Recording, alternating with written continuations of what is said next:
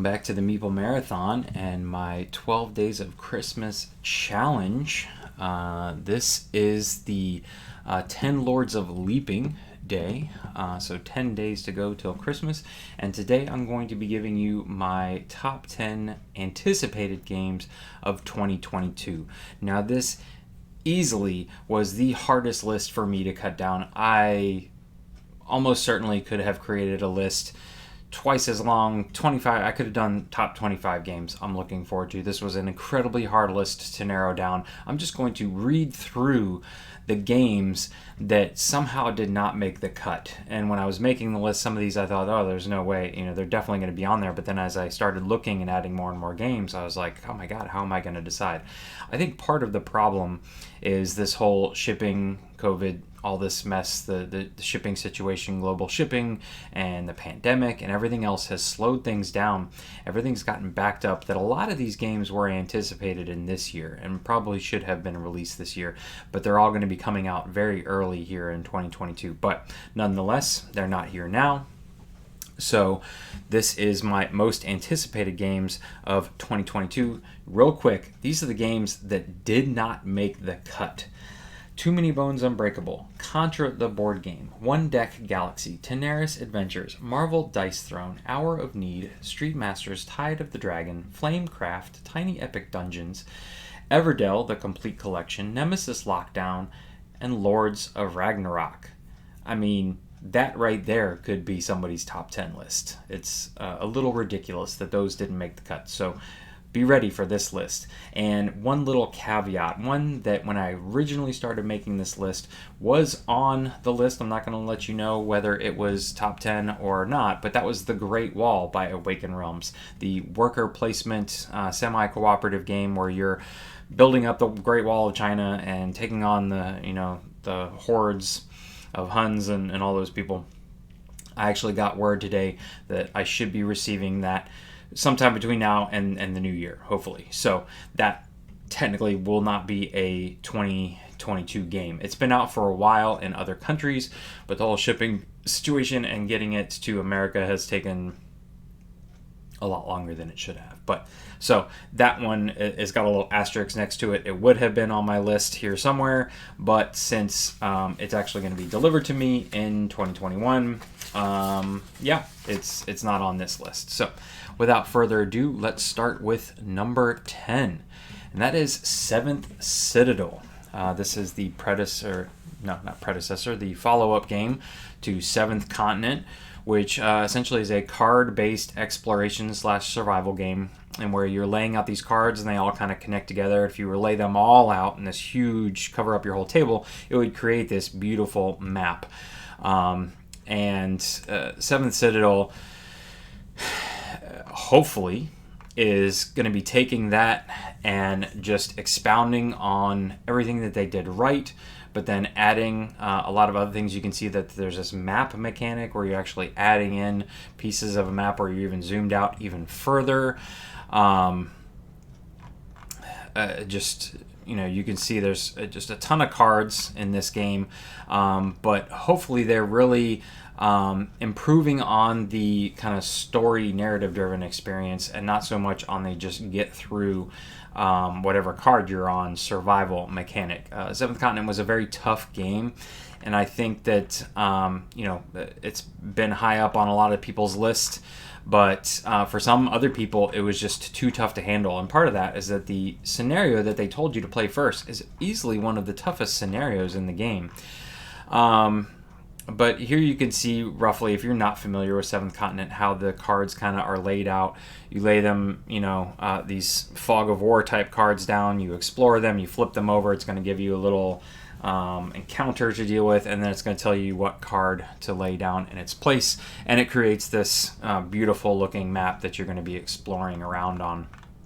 I think why Seventh Citadel has slipped so far down my list is because it has been a long time coming, and they said that from the very beginning. You can see actually even when this launched back in 2020, they said, hey, this is going to be a 2-year process of production. We're not trying to push this out and get it out to you next year. And so they appear to be on track still. But it has been a long time since I even was paying attention to 7th Citadel content. So I think that's why this one pushed out so far. Here's another aspect that they're adding to the game, this whole village building aspect where you're adding buildings to your village. Here's the overarching map that's got like clear pockets that you're going to slide these cards into. And there's all these, side goals, side quests, things like that. So if you want to see some preview content of it, it's on there. There are BGG pages for all of these, but most of these, all but one of these, are either, they're crowdfunded games. And I think that's part of the reason why I'm so excited about them is because there's been hype for them. There was hype for this 2 years ago, and then people were really into it, and so it's on my brain. There's probably a lot of games that I will be very excited that are coming out straight to retail, but they're just not in the forefront of my mind because I haven't been, flooded with, the content on Kickstarter or GameFound. So, some people may cry foul about Kickstarter and GameFound, but it does work. But anyways, this is 7th Citadel. This is my number 10 most anticipated game of 2022. Next up, we have ISS Vanguard. This is Awaken Realms' they wanted to create and are hoping to create this ridiculous space opera where it has got app integration, narrative driven story content, all of these places you're landing, and these voiceovers, and I mean they are really reaching for the stars with this one. The miniatures look absolutely stellar and like nothing else that I have in my collection. Just look at these pets that carry these cubes around, or these, their card holders are ridiculous. Just there is so much. If this game does what Awaken Realms says they were wanting to do, they will just blow people out of the water. This is another one that they said this is going to take a little while. I think they were hoping to have been wrapping things up right about now, but there are other projects like Great Wall being pushed out and having trouble, and Nemesis Lockdown being pushed out. It's pushed all of their content out. But this one, I remember getting boxes as way back as Tainted Grail, the first wave of Tainted Grail, and getting ISS Vanguard teaser stuff. So this is something that they have been preparing, dealing with, playing with, whatever, for a long time. And I believe that this is kind of like their baby over at Awaken Realms, and they're hoping to really do something incredible with this. So that is ISS Vanguard. Again, this could be a complete flop. It could be more like playing a video game, or it could be this really next level type of app integration stuff, which is what they're going for. So that's ISS Vanguard, my number 9. All right, up next is Hoplomachus Victorum. This is by Chip Theory Games. Hoplomachus was actually their first kind of big breakthrough game, where they started utilizing the chips and the neoprene mats and having all the information that you need to know on the chips. And so they basically have circled back to this.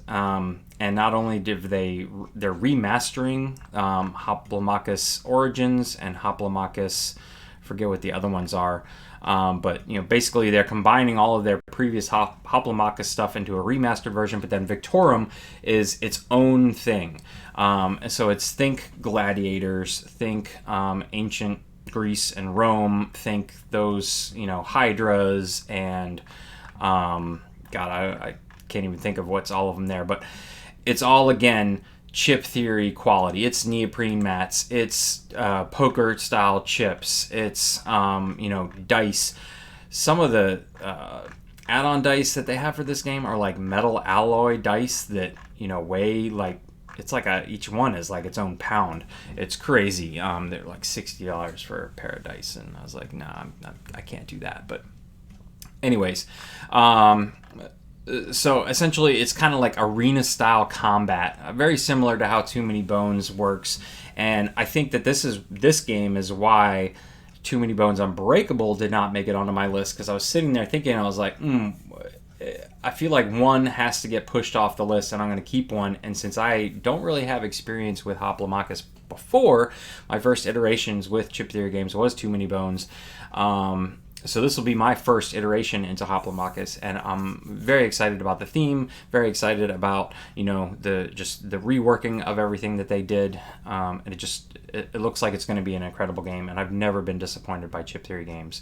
So Hoplomachus Victorum is my number 8. All right, up next on the list is 11. And some of you may be thinking, 11? Football Manager board game? Really? There's a big reason why this one is on the list and is even as high as it is. This game was so refreshing to play. It feels like when you watch a documentary, when you've been watching blockbuster hit after episodes of Game of Thrones, and then you just watch this really nice 45-minute long documentary, and it's very refreshing and you're very entertained and you're like, oh, that was a nice change of pace. This is what 11 is hopefully going to be for me. I am a soccer fan. I grew up playing soccer, so the theme is there for me. It makes sense. But again, just everything about this game, how you're tasked with so many aspects of building and managing the team, and choosing the players, and then the players just kind of do their own thing. This is really if you were to play Madden on the Xbox or something, this was the aspect of postseason Madden where you were managing your team and drafting your players. And I know a lot of people, including me, always enjoyed those parts. Yes, I enjoyed playing the football games, but I also enjoyed the manager stuff, being the CEO of a team and all that stuff. So that's what this game is. This is about managing a football club. It's not about playing soccer. It's about managing the club. And I feel like they did such a great job with making that topic entertaining. And so I'm just, really excited for 11 to come out. And I think it's going to be a really nice break from some of these really epic, narrative-driven, fantasy-driven, heavy story games, miniature-heavy games, all that kind of stuff that are already on my list. I'm going to see a lot of those, and this is going to be a refreshing change of pace in my collection. So that is 11, Football Manager board game by Portal Games. Sorry, Portal Games here. So, all right, up next, this is the one game on my list that is not a crowd-funded game, and that is Now or Never by Ryan Lockett and Red Raven Games. Now, he has kickstarted games before, so I'm not really sure why he went straight to retail with this one, but Ryan Lockett is easily one of my, because he does it all, he is one of my favorite board game artists. He's one of my favorite game designers. He's one of my favorite writers. I just absolutely loved Sleeping Gods that came out this past year. I've always loved, Above and Below was my first Kickstarter of a board game I ever did, and I fell in love with him then. And Near and Far, especially when they came out with the way to play solo or cooperatively, I just love that game. Really, Ryan Lockett can do no wrong, in my opinion. So I'm very excited very excited and sad at the same time that this game is supposedly kind of wrapping up that universe that where Above and Below is located in and Near and Far is located in. And so it's bittersweet that I'm super excited for this game, but I know once it comes out, that's the last of this universe I'm going to see. I know it's not going to be the last of Ryan Lockett I see, but I'm very attached to this universe. It's like watching a series finale of one of your favorite shows or something like that. But anyways, Near and Far again is going to have you're going to see a lot of similar stuff if you are familiar with his games. The villagers, there are these huge hero boards, metal coins. There's these really wide game boards, and so it's double-sided, and you can see you're traveling over here. This is very akin to what the Near and Far books were. They gave you when you flipped them open and laid it flat, gave you that map that was 2 8.5 by 11s. This is taking that and doubled it in width. So everybody's exploring these maps. Then you have your player board where you're going to be adding allies and tokens and things like that. And then you have your town board where you're going to be building out a town on your board. So there's so much going on here. And then a season board. This looks like it's going to be a table hog, and I'm perfectly fine with that. Because it's like, man, you're building towns, you're managing your person, you're exploring this world map. Again, just in my opinion, Ryan Lockett can't do anything wrong. Very excited for Now or Never to come out. Hopefully, he was hoping that it would come out before the holiday season. It appears to be that pre-orders will be delivered sometime in January. So it should be a very early 2022 release. All right. Up next is Iridia, The Paths We Dare Tread. This is one that I was not even aware of until I began to hear Jeremy Howard at Man vs. Meeple talk about this, and he was talking about a game that he had been following for a while, maybe even was part of the development process, but couldn't speak about it. It was, on an NDA, and then all of a sudden it hit, and I was just blown away by not only with the depth that they're going for in this game, but the production value. All of these like double layer boards where they are actually, I think they're like triple layer, because they've gone into the point where it's like dual layer, but then there's a spot where you can push your finger down and pop all the pieces off and flip them over. Like this map right here in the middle is going to be all brown to begin with, but as you explore, you're going to be flipping the pieces over. Each one comes with its own tuck box. I mean, the production value of this game is just going to be through the roof. The miniatures are all coming painted. They're already pre-painted miniatures, which I really appreciate because I love miniatures in games.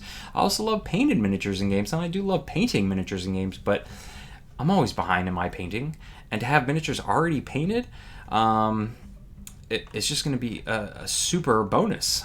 So there is a high price point for this game, but you're paying for production value that appears to be there.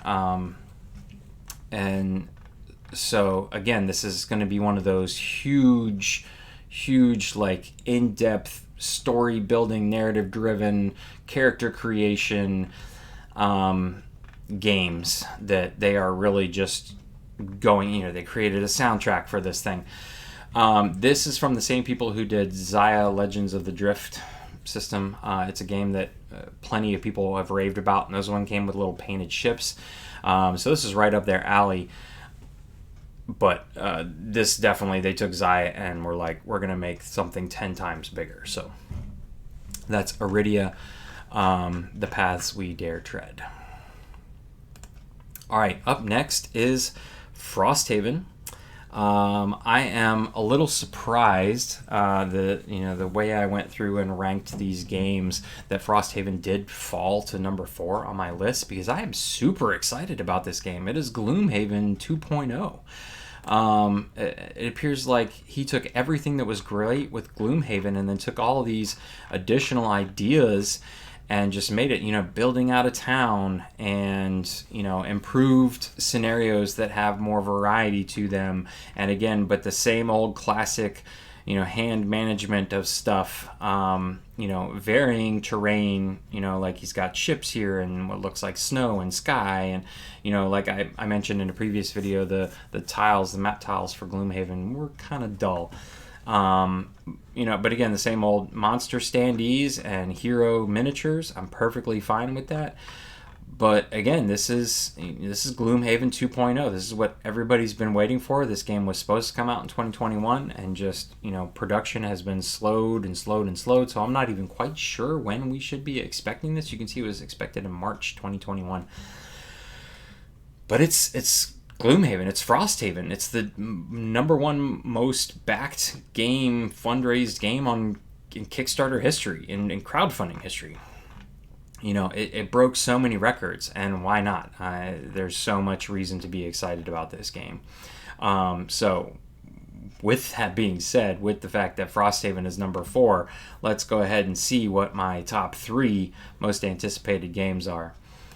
And coming in at number 3 is X-Men Marvel United, or Marvel United X-Men, I guess. I was so taken by Marvel United. I thought it was a nice game at first when just the base box delivered in 2020, but when the rest of the content delivered and all of a sudden these expansions are adding unique elements to the game and all of these amazing miniatures. These aren't just chibi style Marvel characters and X-Men. The miniature quality is amazing. I talked in a previous video about how Fantasy Flight's Descent Legends of the Dark were super high quality, super detailed, really lightweight plastic. This is almost the opposite, but it's still very detailed, but these miniatures have got heft to them. You don't feel as worried about them breaking. They're like solid in your hand. And I have had the most fun painting up these the Marvel United miniatures versus any other game I've ever painted. And so I was so taken by Marvel United, but out of all the Marvel IPs, X-Men were always my favorite. I loved the show in the 90s, the Wolverine, the Cyclops, the Jean Grey, the Storm. I collected the X-Men cards like nobody's business and, watched the heck out of the show. And so the fact that they are taking everything that is great, not changing anything, and just basically giving you the X-Men characters, I am so excited for all of this content to come. I actually did not do the Wave 2 shipping. I feel kind of jaded after what happened with Marvel United and that whole Wave 2 shipping and them charging you extra only because you found out that Walmart was going to get it ahead of you. So I'm waiting.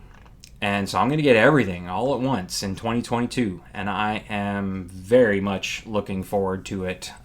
Painting up those miniatures, playing the game. It's such a great, quick game. Easy, simple, but strategic at the same time. It's just every time I play it, it does not get old. It's such a great little game with amazing, amazing miniatures.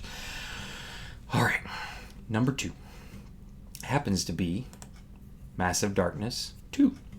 Now, this is another game that was supposed to have come out already. You can see September 2021 was its predicted date. But again, things have just kind of been slowed. The production is done. I'm pretty sure they're trying to find boats to ship it over now. So we should be seeing this early 2022. But I'm really excited about this one. I think this is going to knock Descent off of the top of my quintessential dungeon crawlers list. And in my dungeon crawler video I put Madara up at the top, but Madara, for its overall experience, Descent for me is still like, when you say dungeon crawler, I think Descent. I'm thinking Massive Darkness 2 is going to knock that off, because there's going to be dice chucking, there's going to be tons of miniatures, tons of monsters, fantasy driven out the wazoo, building out your characters.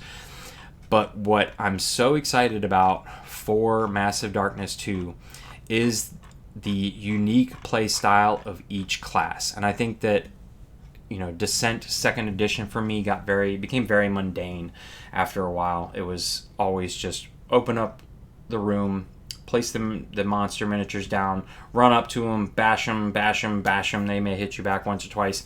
You clear the room, then you move on to the next room, you clear the room. It wasn't a whole lot other than run up to a monster, roll your dice, and fight it. Whereas this one, each class is unique, and I'm trying to get through all of the additional content that they created for this game until I can get to them highlighting the various classes. And so here we go. Berserker, Ranger, Rogue, Shaman, Paladin. Okay, you are going to make me... click on these. Okay, so let's just look at like the Necromancer class, just here as an example. It's going to take me to one of the updates, but you can see here like the Necromancer class has this board where you're going to be moving this skull token along it, and it's got these various skills. You're going to be adding these rings to the bottom of certain miniatures. But then let's go back and let's look at the Monk class and how different it is. So the monk class has this agility, strength, combat, shadow, guidance. It's almost like this, these chakra cards. It's almost like it's going to have this deck building aspect to it. And then let's take a look at the Tinkerer class. The Tinkerer class is going to be, you're going to be building out, it comes with this board where you can be building out your exo armor. And once you've created it, then you can slide it into your, your player boards and things like that. Let me see if it shows you some of the original, because those are all expansion characters. Here we go. Here you can see the Paladin dashboard. It's got these 3 circles where you're moving a board.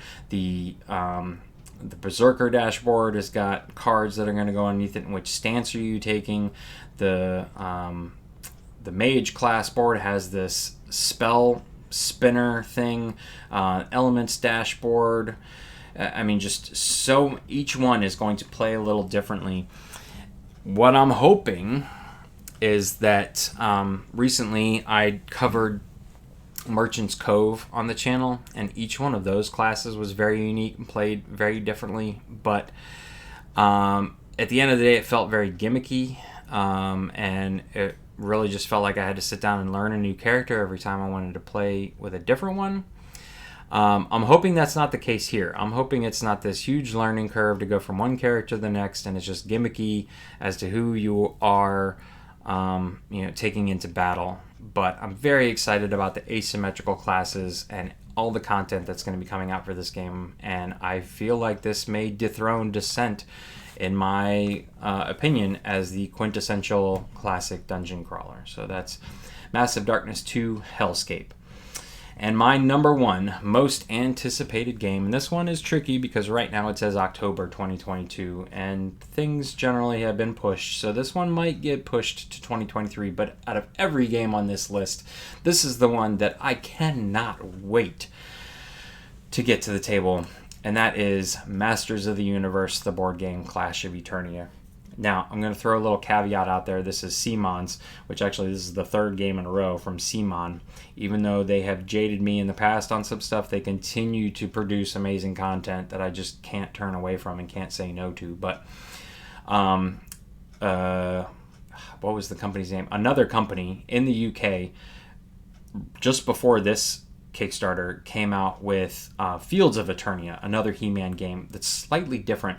And honestly, if I was able to have acquired that game without having to, talk somebody into doing a dual pledge and shipping it to me, I will probably track down a copy of that someday eventually when I can, find a store in the UK that does like free shipping to the US.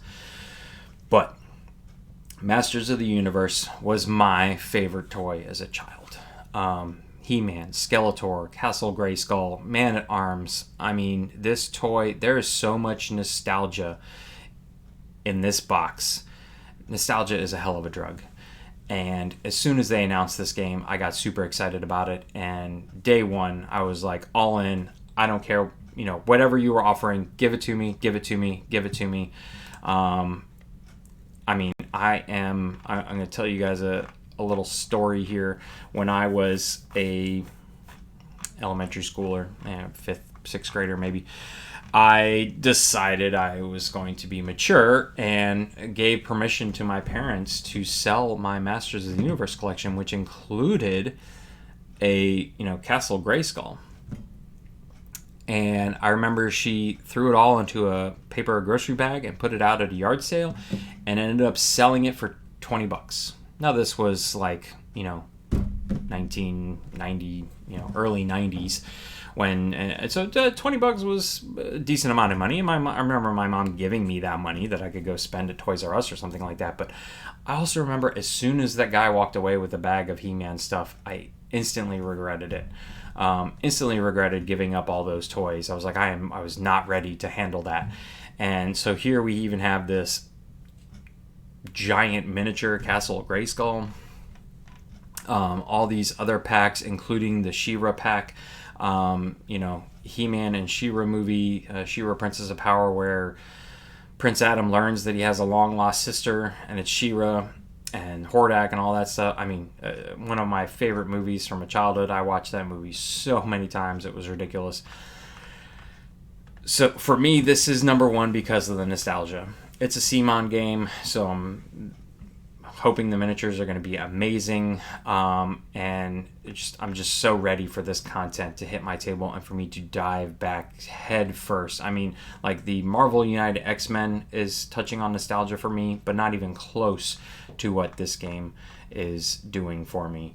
So if you're like me and you grew up in the 80s, maybe you've been really excited about like the Transformers deck building game or the G.I. Joe deck building game. I mean, I loved all of those, but nothing could hold a candle to Masters of the Universe for me when I was a child. So pure nostalgia for this one. This is why it's my number one. I'm hoping that everything settles down and shipping gets back to normal and I am delivered this in sometime in 2022, because I'm going to be super excited about this. I'm going to take my time painting up these miniatures. I'm going to play the heck out of this game. I'm going to show it a lot on the channel. You guys may get sick of it, but that's fine.